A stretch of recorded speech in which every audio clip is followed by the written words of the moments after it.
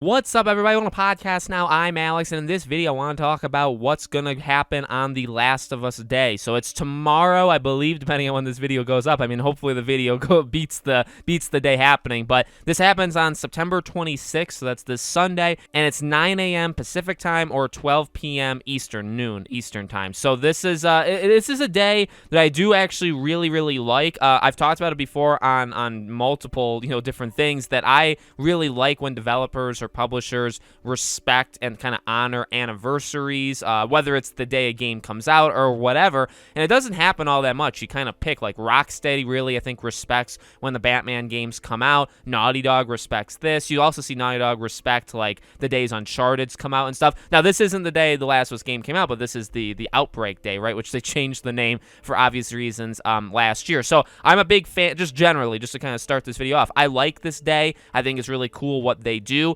However, okay, normally it's just merchandise. Let's not kid ourselves, right? Let's not get, and that's the issue with this day, I guess, or even tomorrow, talking about tomorrow, because historically, I guess for me personally, I don't know about you guys, but for me, I tend to get myself excited for this day and be like, oh man, could this be the day they do something? In fact, I think last year I probably floated around the idea, like, could you give us, are you going to announce the multiplayer? Are you going to give us a Game of the Year edition? Like, could you do something like that? And literally, I mean, nothing of huge substance ever happens on this day. The issue in a good way, this is a good thing, is that in their blog posts, they talk about, new merchandise, like all that stuff like that's going to, don't worry, you can support them financially. But they also said, in addition to the merch below, we will be revealing some all new content on September 26th. So it's literally new content. Now, does that mean, and then that's the thing, right? Like, what does that mean? So here's the deal.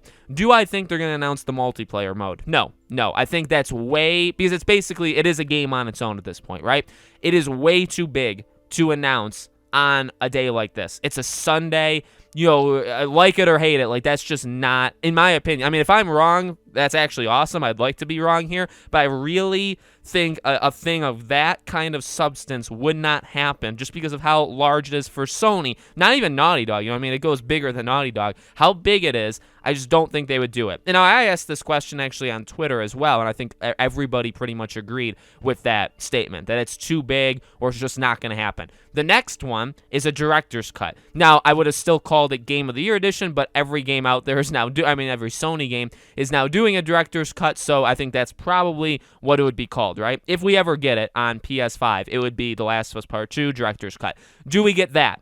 I think that's a lot more likely than multiplayer, an actual multiplayer game, but I still don't know if they would go that big. That's, I actually did, I would say, convince myself when I did send that tweet and people were kind of responding. I did convince myself that this was definitely a big possibility. I don't know what content you could possibly do besides this. That's the biggest thing. Like, if you add to The Last of Us's multiplayer, do people actually care? Are people still not? And let me say a couple things, I guess, to shield my back. I love the multiplayer of The Last of Us. I played it a lot. I like it a lot. Like, all of those things stand. However, it's a game that's very, very old. I don't think there's many people still playing it at all. So, and I'm not saying that as like a diss to anything, really. I'm trying to do like almost like reverse psychology, right? Where it's like, well, it wouldn't be that. So what kind of new content would it possibly be? New skins for the story mode of like, it doesn't really, how do you do that? You know what I mean? Like none of that stuff exists. So I don't know. When I hear new content, honestly, there's only three things that come to mind for me, right? It's the multiplayer, the game, The Last of Us Part 2 director's cut, or The Last of Us Part 2 DLC.